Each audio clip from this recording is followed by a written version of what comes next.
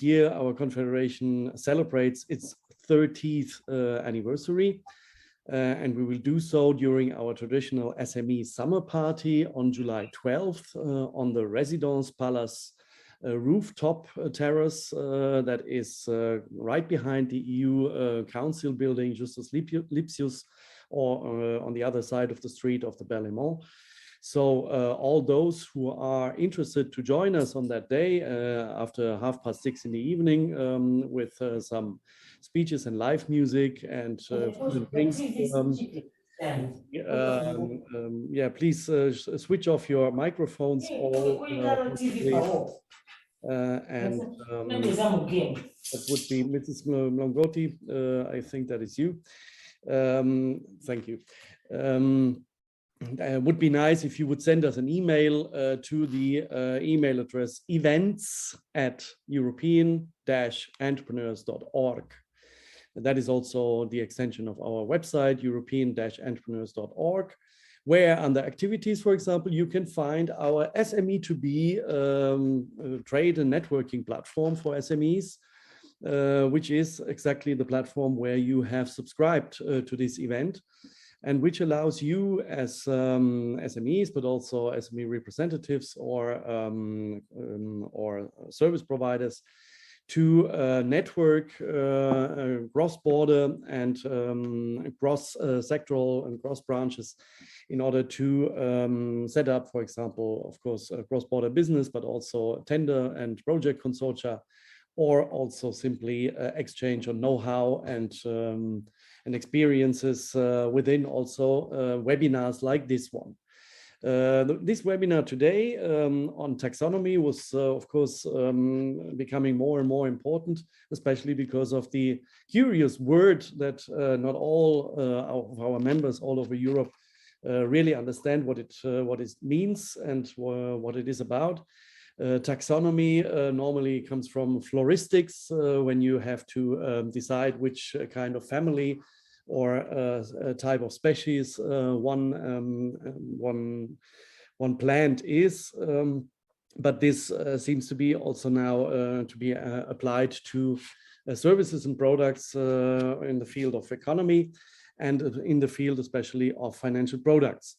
And we learned that this is somehow connected to the climate policy of the European Union, to the so-called Fit for 55 package of legislative proposals, which have been published last year by the European Commission. These are the proposals to make sure that the European society and economy is ready to produce or to reduce its CO2 emissions by 55% compared to 1990, and this by 2030. Now, of course, the current political situation regarding the sanctions against Russia and the counter sanctions from Russia against the EU due to the Russian invasion of Ukraine makes, of course, all the legislative proposals that have been made before a little bit difficult to be considered, let's say, as the same urgent and important as before. But of course, that depends on each single proposal and depends on also on the impact that they have on the economy in general. And in particular, the economy in Europe are the SMEs, because 99% of all companies in the European Union, registered in the European Union, are SMEs. They produce 56% of the added value and employ 62% of the people. And with that, they also not only guarantee the basic economic security to the majority of European citizens, but also they are in the kind of nutshell of economic activity in Europe, and they have to cater or come up with all the conditions that the European society and politics are somehow imposing on them. That is indeed not always easy, especially if you are a small company, a micro company, a company with 1 to 9 or 10 to 49 employees, because you have to really work on many things, from data protection to licenses and permits, from tax compliance, of course, and what the banks ask you, and many other things that are sometimes invented. Now, taxonomy might be one of those aspects that have an impact on SMEs, and that's why we wanted to finally understand it better. And I'm happy to say that here my colleague Laura Cancel, that works since 2 months with us, or 3 months, sorry, Laura, decided immediately to dive into this subject and to analyze a little bit better, together with also other people that cooperate with us, like Jens Karsten. Welcome, Jens. And both reached out to Stefano Spinaci from the European Research Service, European Parliament, sorry, Research Service, and he also accepted to help us to understand a little bit better. I would say, without further going into details, I would invite Laura to open this webinar with her basic, let's say, informations that we can for the moment share. And then we will see what Stefano Spinaci and Jens Karsten can help us further. Thank you very much. Hello, everyone. Thank you so much, Stefan, for letting me be part of this webinar. It's a pleasure for me. I would also like to thank everyone for attending to this presentation, and also to the 2 other speakers, Jens and Stefano. So as Stefan said, I'm going to present basically the main elements of taxonomy, so the basis, to make sure that you understand them, for you to then understand what the other speakers are going to talk about. So let me share my screen. Can you please tell me if you see it? Yeah. Okay, perfect. If you maybe put it, yeah. Yeah, okay. So EU taxonomy is an instrument which results from a 2020 regulation and all of its delegated acts. It was created in order to reach the Green Deal objectives that Stefan referred to. Its goal is basically to reorient all of the investments towards sustainable projects, to reduce financial risk of investments, and to assure more transparency in the system in general. So to do so, it gives a common classification for sustainable economic activities, which serves as a guide for all of the economic actors, but mostly for investors. It provides an investment security for activities that fall within this green list, as it offers more transparency regarding the content of companies' economic activities. So basically, whenever an activity is listed in this form of green list, it benefits for a form of bonus, of green bonus, that will make them have better investments and with better rates and everything like this. But also, it should be kept in mind that this regulation does not have a normative implication for investors, which means work as an incentive for them to invest in sustainable and secure activities. Yet they're still free to invest in activities however they want, even though those activities are not considered as environmentally friendly. So basically, this regulation pursues 6 environmental objectives that you can see on the slides here. The first one is climate change mitigation. You have climate change adaptation, also the sustainable use and protection of water and marine resources, the transition to circular economy, the pollution prevention and control, and finally, the protection and restoration of biodiversity and ecosystems. But then the question is, how can an activity fall within that list? So for an activity to be considered as taxonomy aligned, it needs to follow 4 conditions that you also have on the slides. The first one is that it should result in a substantial contribution to one of the environmental objectives. These are the ones that I listed on the slide before. Also, it should not significantly harm another objective of that list. It should comply with minimal social safeguards set out in the regulation, so the 2020 regulation. And finally, it should comply with technical screening criteria set up by the European Commission in its delegated act. But then the question is, how does this work? And one of the also, who is regulation? So large companies are the ones targeted by the EU taxonomy regulation, as they're subject to disclosure requirements related to their activities. All of those requirements are detailed in the disclosure delegated acts that you can find on the link of the disclosure delegated act. We can share all of those links later. However, you have to keep in mind that it does not force them to be taxonomy aligned. They just have to make sure that the world knows about what they're doing, the content of their activities, but it never forces them to be taxonomy aligned, to be environmentally friendly. It's just to make sure that the world knows what they're doing. On the other hand, as you can see here on the slide, investors, they're mostly banks, can refer to those information that are shared by large companies to decide which investment they would like to favor first.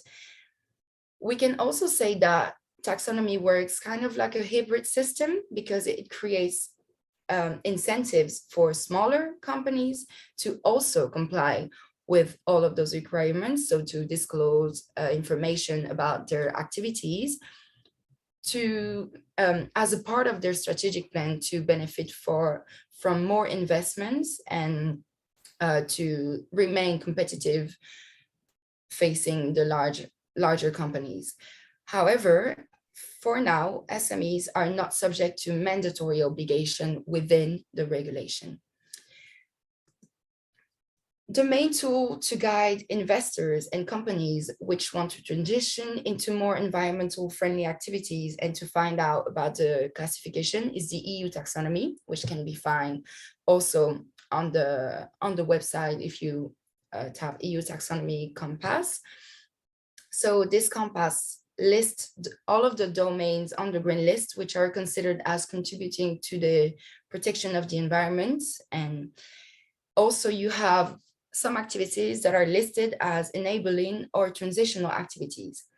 So basically, E is for enabling activities. They are the ones that contribute substantially to one or more of the environmental objectives that I referred to by directly enabling other activities to make a substantial contribution to one or more of those objectives. So they help other activities become more environmental friendly. And then you have activities that are listed as T, so it means transitional activities, and they're the ones that are still transitioning towards a more environmentally friendly functioning, but they're considered as the ones that have the best performance in their sectors. So if you want to have any information about that list, you should go on that Taxonomy Compass website. And finally, I thought that it could be interesting to underline all of the key, not all of the key elements, but the main elements of this, the taxonomy timeline. So first you have on the 22nd of June, 2020, the taxonomy regulation that was adopted and it entered into force on July of the same year.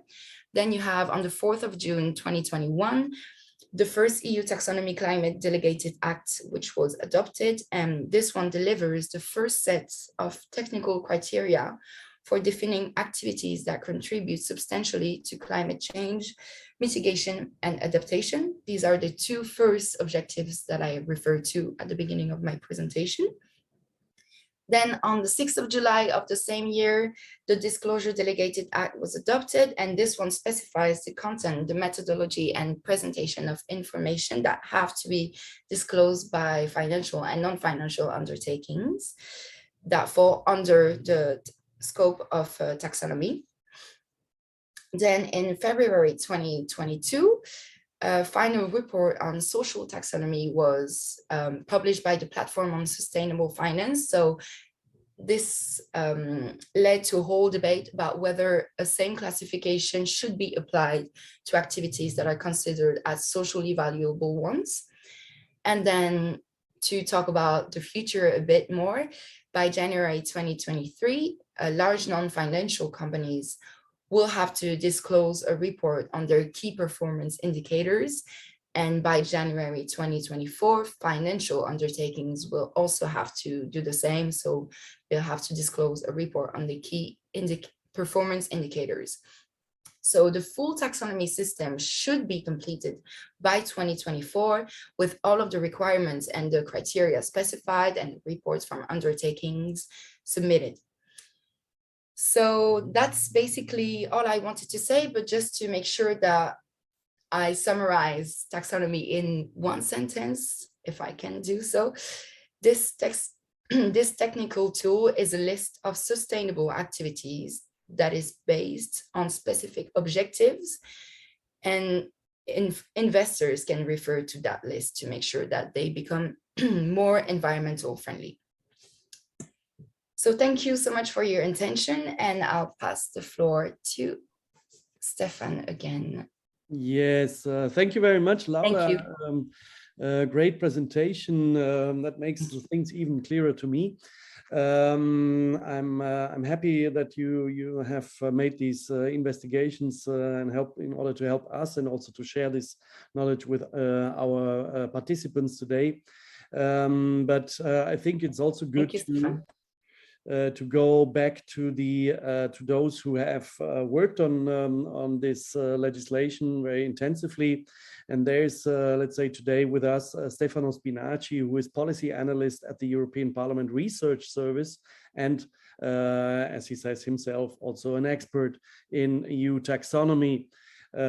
Stefano, what would you like to explain us more in details how this legislation came up and what can happen now and what can we do with it, maybe? The SMEs, I mean, of course. Morning, everyone. I don't know, can you listen me? Can you hear me? Okay. Yeah. First of all, I will try to share my presentation. I hope that it will work. Can you see it? It works. Yes, we see. Okay. Okay. Screen it maybe. Because in fact, it's in form of PDF. I can share just a moment. I can share also the.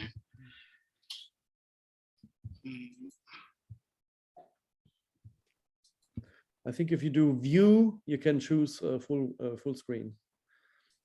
In PDF. Yeah. Okay, let's see. Oh, that's. I'm sorry. Presenter line. Let's not this.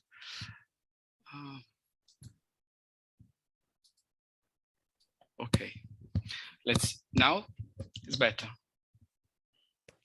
Okay, so first of all, Stefano, for having invited me, and also thanks to your organization and to all the participants for your interest in this subject. I want to congratulate, first of all, Laura, because I think, Stefan, now you have an expert in your organization. I see, I mean, I couldn't do better, honestly, both in terms of contents and formatting of the presentation. And I will try to shrink a bit my presentation just because I want to leave enough time to Jens. I'm sure he will have more interesting things also to say. And I have to do also a disclaimer because at 10:40, unfortunately, I have to leave the meeting because I have another meeting to attend. So I go straight to the presentation. The presentation is organized in two parts. An overview, and then which is the impact of the EU taxonomy on small medium enterprises. As overview, I want to show already what is the trend actually in the market and also the trend in terms of regulation. As you can see, the sustainable finance and taxonomy is part of the sustainable finance, is growing a lot, both in the market, in the financial markets. You can see, for example, the level of issuing of bonds, green bonds and sustainable bonds. And also in the second slide, you can see, for example, the increase of regulation worldwide on these kind of subjects. In terms of taxonomy, it's true that the European Union is pioneering and I would say also is leading with this taxonomy, but we are not alone. So there are other taxonomy worldwide which has been and are being developed. And what is more interesting is that most probably there will be a competition among this taxonomy on the financial markets, and someone maybe will emerge. As European Union, we would like that is our taxonomy to emerge, but that's not safe. Why it's so important, the taxonomy? Here you have, I think, a complete slide on the possible use of the taxonomy. So the taxonomy can be used really as a passepartout, as a pivot tool for a lot of other regulation, but not only regulation, also measures that can be taken by the European Union, but also by the member states. I will go more in the detail in the next slides, but just to let you know that the taxonomy is not only helping to invest better in green activities or transition activities. The taxonomy is also a tool to help to limit the risk of the climate risk in the financial assets of the banks. And this is a bit what is written in this slide. So the two main aim of the taxonomy is, yes, first is financing green, because we need a lot of money to arrive to the targets that we are given to us. But also another important element is this element of greening the financial system. So including in the decision that are taken by the financial system and the financial actors, all the elements of risks which are related to climate and environmental risk. I don't go into detail because honestly it will take a lot of time, but you are free eventually to ask me for more information at the margin of this presentation. I mean, at the margin, it means also after this presentation, after this webinar. Why it's so important, the taxonomy? The taxonomy can and will be used to create standard and labels, and we see this already with the European Green Bond Standard, which is under discussion. And this is related to the financial sector, but it's important also for industries and sectors because it will be a driver for investment or disinvestment.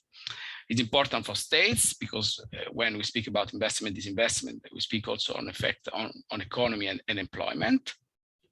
And then it's important for European Union because, as said previously, we are not alone in producing a taxonomy, and for the moment we have a kind of advantage because of first mover. But to be a standard setter, and it will require also other qualities. And as I said, it's not for granted that our taxonomy will be the worldwide standard. Okay, I just don't go through this. What is an aim? You can read later, maybe. This slide also, I think I will jump because at the end, as it was explained by Laura. This also, this may be, okay, I speak a bit. The taxonomy, according to the regulation, should be science-based. But at the same time, we know very well that there is also policy-oriented. Typical case is what we are debating during these last months is gas and nuclear. So if we take, I mean, the text of the taxonomy, we could have some doubts if the gas nuclear are, let's say, respecting some of the conditions which are in the regulation. But at the same time, we know that is also the taxonomy is also policy oriented. So sometimes we need to overcome this kind of trade-off and to take a political kind of decision, which may be not perfectly chance-based.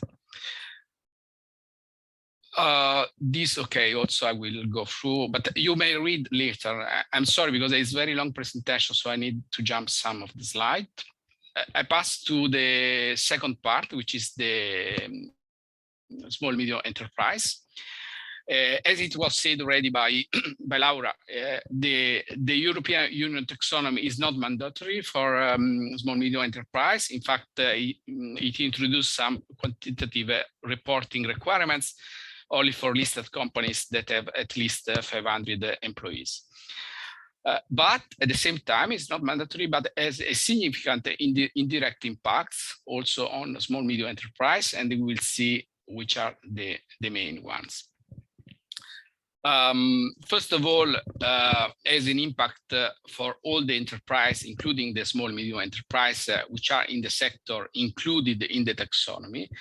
And here is good to remember that not all the sector are included at the moment in the taxonomy. The current taxonomy that has been developed through the delegated acts, it covers quite a lot of sector and has been given priority to the sector which are more polluting. And it covers at least the sectors and activities which are producing 80% of the CO2. As an impact in the supply chains, and then we will see what this means for small medium enterprise, as a transversal impacts on all sectors, and also this we will see, and particularly important as an impact when you have to access credit and the capital market. So let's start with the first.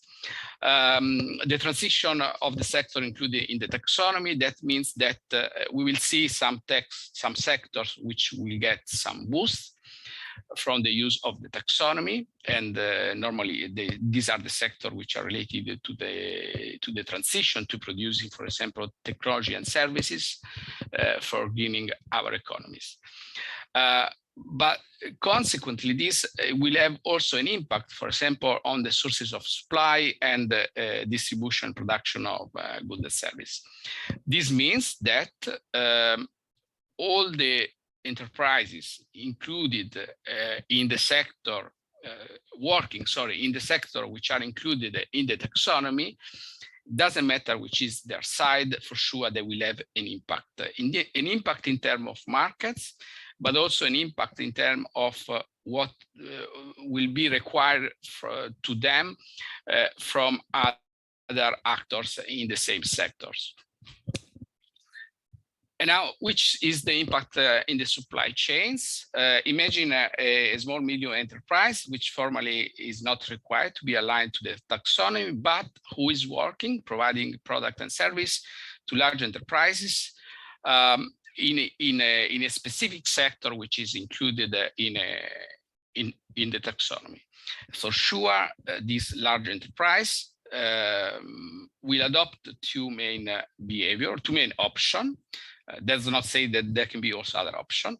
One is to select only the suppliers that, in a certain sense, guarantee to the large enterprise the best solution in terms of sustainability.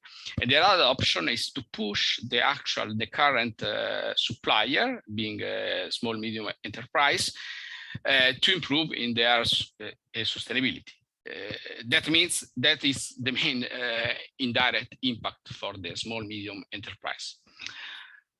Then there are other transversal impacts. They are mainly related to what this taxonomy regulation promotes. One of the main things, for example, is the supply from renewable energy.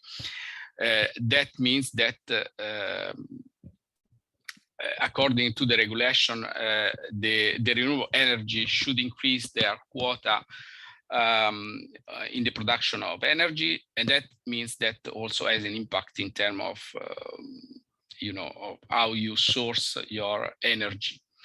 And plus, there is the transport and logistic aspect, because this also has been considered like a priority sector, and any SME, is using transport services and logistic services, especially because we know, European Union SMEs, they are quite good in international markets, but also within the European Union. So it's also an important element to consider in terms of impact.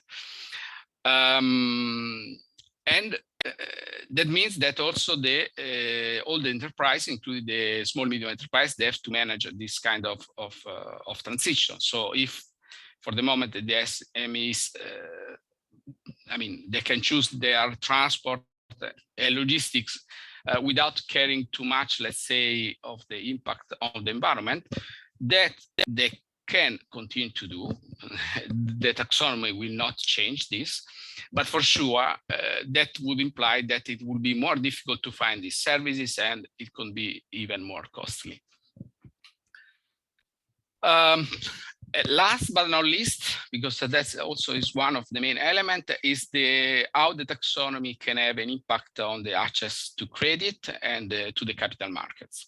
Especially, I mean, for the small medium enterprise that also Stefano referred in the introduction. So let's say less than 25 or till 25 employees, I would say access to credit, but also capital market if we think, for example, to the startup. A clear element of the taxonomy is how this can be used, for example, by the banking system, and how it will be used, honestly, by the banking system in try to personalize the credit ratings that it will be used to when they consider if to give a loan. But also it will be used, for example, from the central bank, because the central bank can will impose, I mean, can impose in the sense can use this tool to impose different kind of capital requirements according if the loans that is given by the bank to an enterprise, in this case a small medium enterprise, is less or more green. Practically, what does it mean? Now, if a bank gives loans to a company, let's say that he has to put in as reserve, let's say between 8 and 9% of that loans. That is a capital that the bank cannot use. I mean, the idea is that if the loan is used for a green investment, according to the taxonomy, this reserve can be lower, so maybe it can be 7. And this means practically that the bank has more interest to give green loans according to the taxonomy, just because it has to put at reserve less money, and so has less cost for this reserve. Vice versa, there can be also a Brown factor. There is still, I mean, has not been yet decided if it will be adopted a green ratio or a Brown factor. The Brown factor what says that, okay, let's put also for the, let's keep the 9%, 8-9% of capital requirements as untouchable, because it's not said also that the green investment are less risky. But for sure, the Brown investment are more risky because they can create stranded assets. So someone is advocating to say, okay, if the bank give loans for Brown investment, then it's not enough what we ask till now as reserve, the famous 8-9%, but we have to increase at least of 1-2 points, so it's 10-11. That means that for sure the bank has more cost in keeping this reserve. And this, as you can imagine, has an impact on SMEs, because the bank will have all the interest to give loans to the enterprises which are taxonomy aligned, and so they will enter in this kind of green classification, and it will be recognized by the central bank when asking for the capital requirement. So what to do? What a small medium enterprise should do. This is a very, I mean, it's my personal kind of suggestion. It's not written in the stones. For me, it's important that also the small medium enterprise, they should not neglect the taxonomy, try to follow a bit the evolution of this dossier and this tool. As was said also by Laura, I mean, there is the possibility to consider to apply voluntarily it, even there is no obligation to do, and this can be a competitive advantage, especially when the small medium enterprise has to interface with the supply chain and with the banking system. And also because the SME, in a certain sense, will prepare itself. And in the next slide, I will give some hint. It will prepare themselves to a possible future scenario where the taxonomy will be used or will be asked also for the SME, maybe in a lighter version. For the moment, for sure, it's not in the short, medium term, but you never know, maybe in the long term, this regulation can be asked in terms of reporting also to companies which are, let's say, smaller than 500 employees. Which are the eventual internal challenges that small medium enterprise has to face in case, I mean, he would like to do this kind of voluntary adoption of the taxonomy. I mean, here you can find a list. Mainly, it's they are challenges related to recognizing, let's say, this from the management, the importance of this issue, to accordingly try to adapt the internal organization. I know all these, they are nice words, but they don't match when you have, I mean, a small enterprise of 20, 25 people, and you work 16 hours per day as entrepreneur. I come from a country where there is a majority of small medium enterprise, and the region where there is a lot of small medium enterprise. So I can perfectly understand that. I mean, sometimes it's not very pragmatic what we are proposing, especially in this slide. But I'm only trying to figure out what can be a structure, let's say, on how to face this challenge internally. And eventually, it's also evident that that will have a cost, but I would like to think that this cost can be considered also an investment for the future, and also can be repaid in terms of easier access to the supply chain, being a service provider, a product or service provider, and better access to the capital market. Which can be the external challenges. These effects of having the supply chains and the banks requiring more and more the small medium enterprise to, in a certain sense, to be aligned to the taxonomy. Even formally, there shouldn't be. I mean, they are not.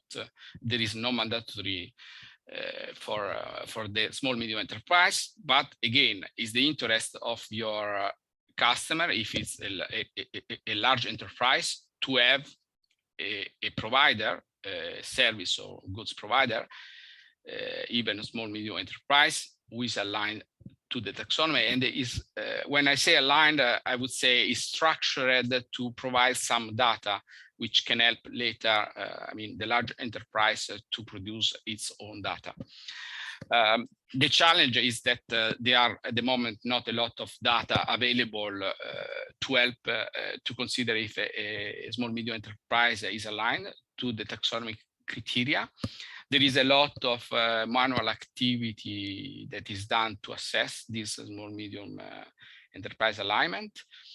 And last but not least, okay, this again, I mean, I'm a European public official, so take like something that is in the slide, but is my personal opinion. And this I've read by an author, is this possible bureaucratic monster. So if in future the taxonomy will be used also by the public sector and as being conditional to get some public funding, that would mean that to run for this public funding, you will have large enterprise and also, but also small medium enterprise. And even formally it will be not compulsory, but then you will have a kind of unfair run, unfair kind of competition between who has already this taxonomy because it has been imposed, and the other who doesn't have yet.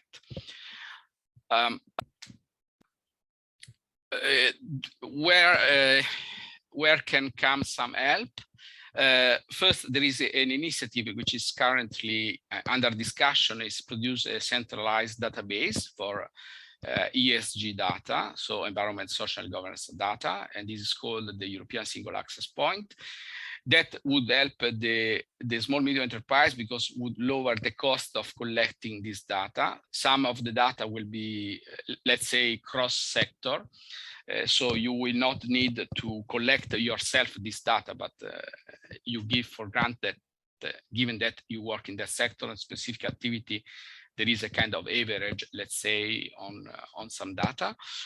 And then you have a lot of other initiatives. Here I provide only some example. For example, there is this check tool that has been developed to see if a small medium, which is the impact for a small medium enterprise of the EU taxonomy. And there are a lot of other initiatives, for example, which are related on the education, on sustainability, and also training on taxonomy, which are specifically addressed for the small medium enterprises. This is a bit of marketing of what we are doing, where I work in this European Parliamentary Research Service. And nothing more than thank you for your attention. And I'm sincerely sorry, I cannot stay longer. I really need to switch to another meeting.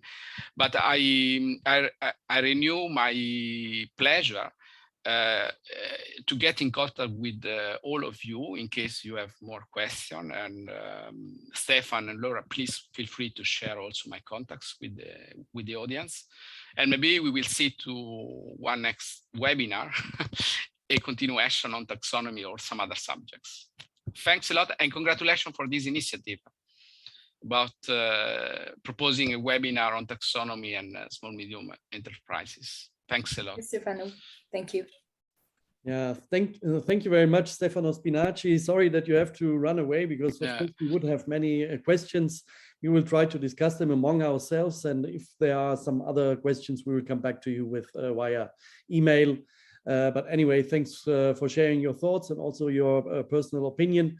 You are from the research service. You are not a politician, so you did not decide this. You took only initiative to investigate on all the possible impacts. So thank you and goodbye in case you leave us. Thanks a lot. Thanks a lot. Bye. I saw in your presentation anyway that you wanted to add something. Sorry. No, I want also to thank Jens because I think I took a very long time with my presentation, and I want to apologize with Jens. Thanks. Oh, I took from your maybe you stop sharing, please. I took from your presentation that indeed. Either directly or indirectly, SMEs are affected quite by the taxonomy. And I must say, from my point of view, from our political point of view, it seems like very heavily, at least that is my impression, in the sense, of course, that here we are again in front of a certain kind of lawmaking by the European institutions, which turns around the obligation of proof, the honor of proof, in the sense that if companies have to prove that they are not doing something, for example, money laundering or polluting instead of or importing goods from forced labor or cutting the rainforest.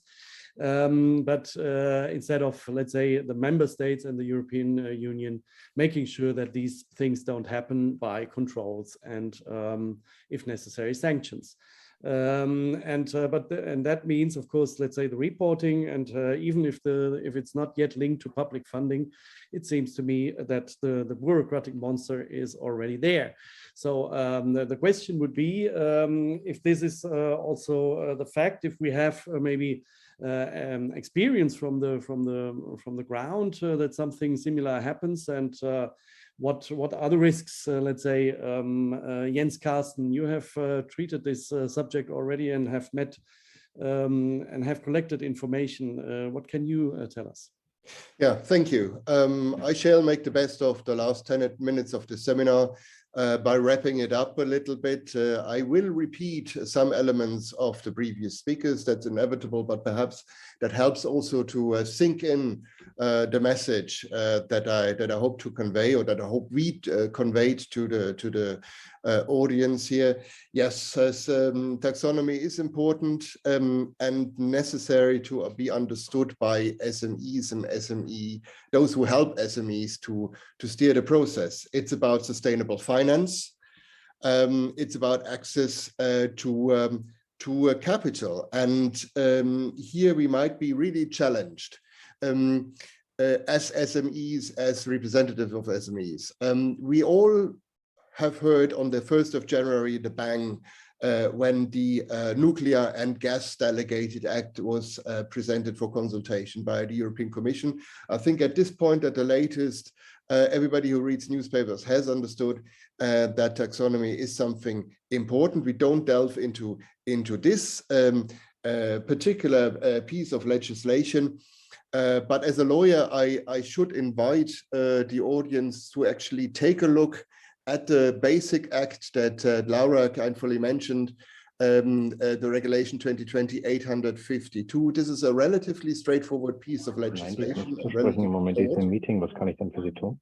And the criteria set out therein have been presented by the previous speakers. What is important, however, to understand, we who are following the political process also in Brussels, this Basic Act of 2020 is not the whole story, by far not. We have to follow the technical screening criteria. The technical screening criteria are defined by delegated acts, hence they come from the European Commission, and they are not short. They run into 400 pages and more when you look at the first installments of the Climate Delegated Act. 2022 is crack here. This year really matters for the implementation, for the breathing life into the taxonomy as it functions for the whole of the economy, including SMEs. And a whole lot of delegated acts are in the pipeline. We will have, as people who read newspapers, news very soon from the plenary of the European Parliament, and it will be an interesting question whether they accept or reject the Gas and Nuclear Delegated Act. Now, this sounds like nothing that really is relevant for SMEs. However, when I say 2022 is a crack year, it is all true what the previous speakers have said about the sort of indirect effect, mostly indirect effect of taxonomy regulations on SMEs. However, this might change. In the trilogues currently is the Corporate Sustainability Reporting Directive. Now, this is a piece of law that is not easily accessible, but principles are easy to understand. What has been said previously is that large companies have to comply with non-financial reporting criteria, including sustainability. So this is not entirely new for them to cope with reporting requirements that relate to the environment, to the environmental performance of the economic activity. However, if the corporate sustainability reporting is adopted very soon, we will see a significant enlargement of the scope of application of this reporting requirements, including SMEs. And already now, it is important to bear in mind that while SMEs are not directly impacted, the credit market changes. Something, again, I repeat what previous speakers have already insinuated. This is a green list. This is a positive list.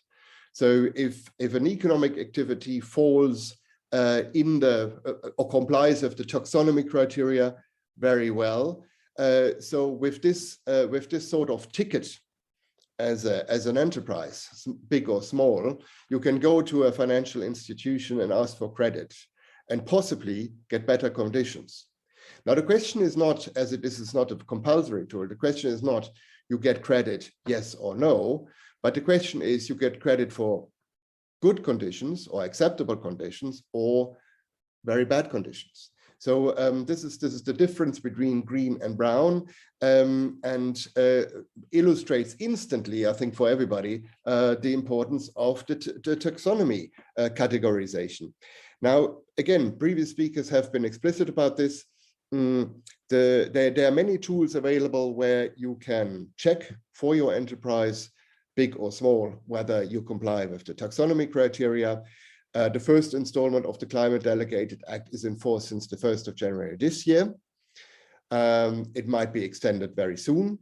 These are hundreds of pages of documents in the official journal. You have also the tool, several online tools provided by the European Commission itself, and also by academic institutions. By the way, a remark, the Commission is, I mean, if you do the reading, you find lots of material online and with the official mark of being published by the European Commission. So, but it is it is a lot of reading material to do.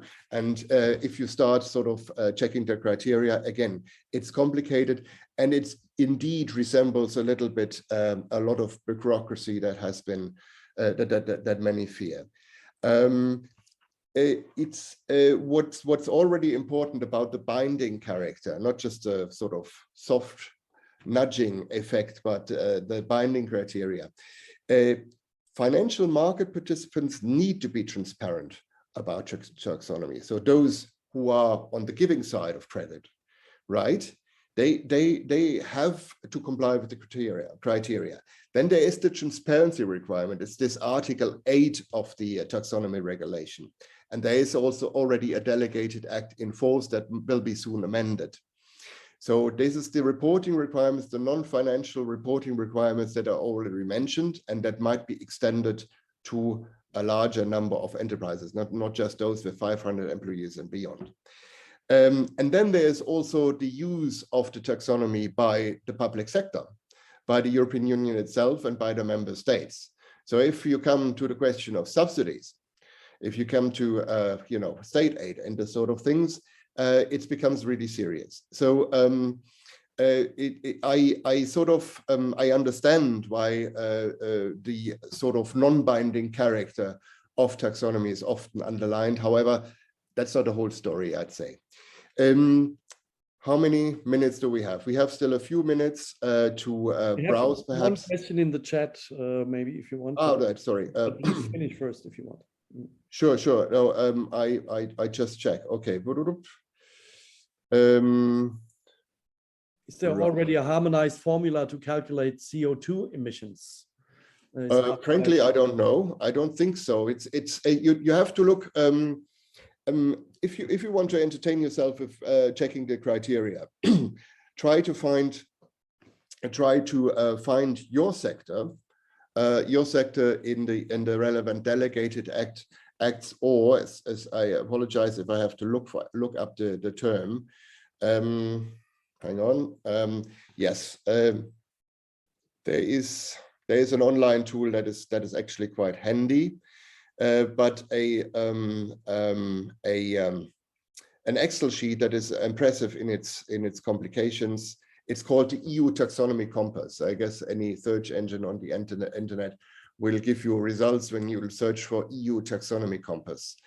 No, but the thing is that if you look at the criteria, they're incredibly detailed.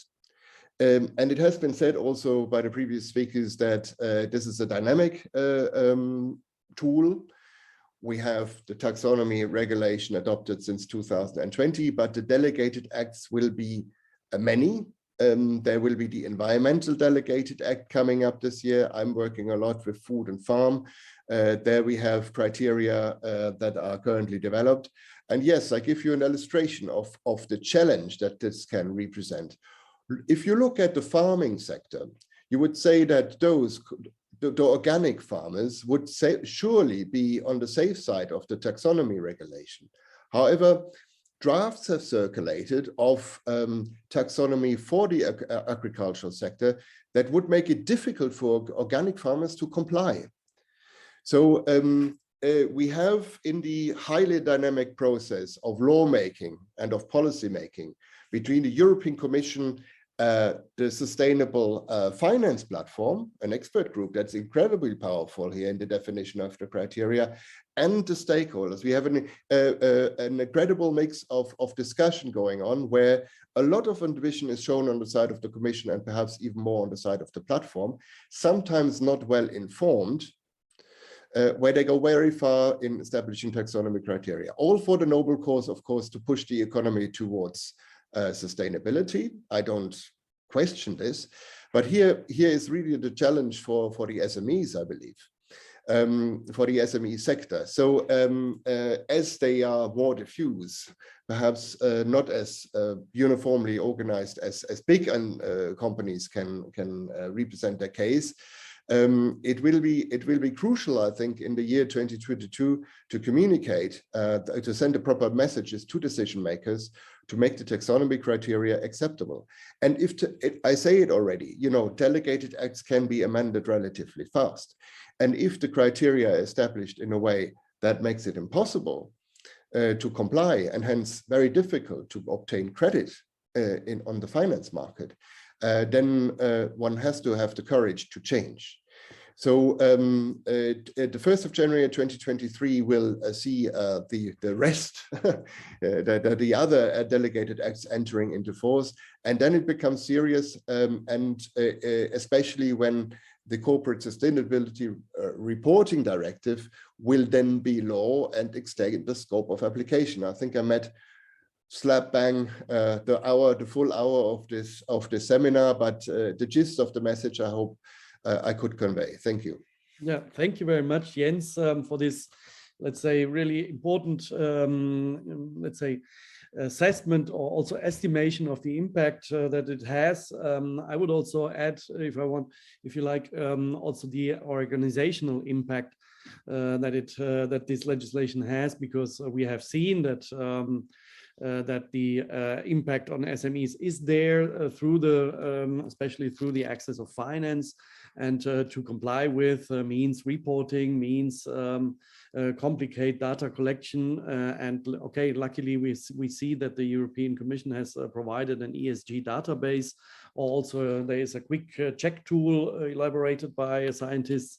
We will see how this works, and especially if these are applicable to be sufficiently compliant with the legislation, with the requirements.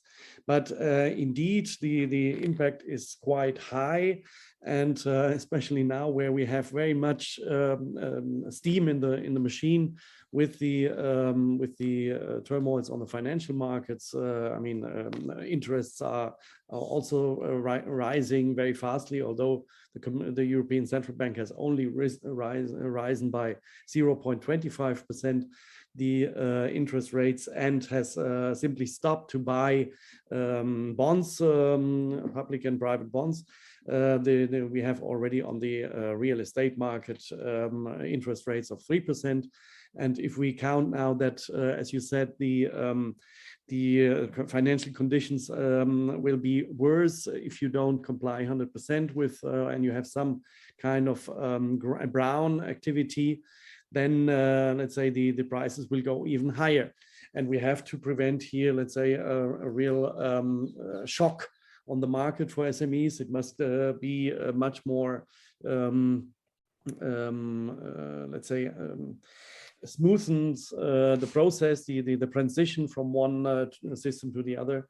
And that requires especially, of course, then expertise like yours, Jens, and as well as also public advocacy like that, that we as a European Confederation for SMEs can maybe provide with the help of expert people like you and like Laura, that has opened this webinar.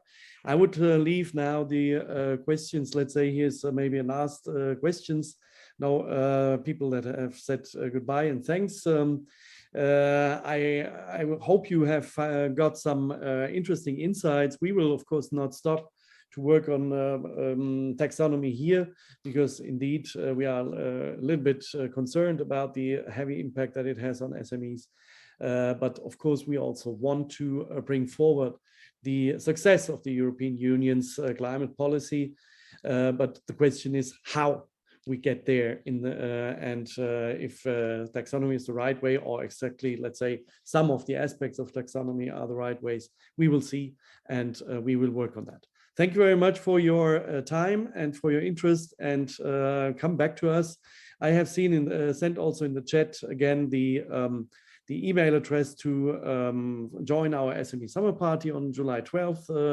You will find it there, events european-entrepreneurs.org, and please use the SME2B platform also to reach out to the other participants if you think you can do business together with them, or find a good partner here.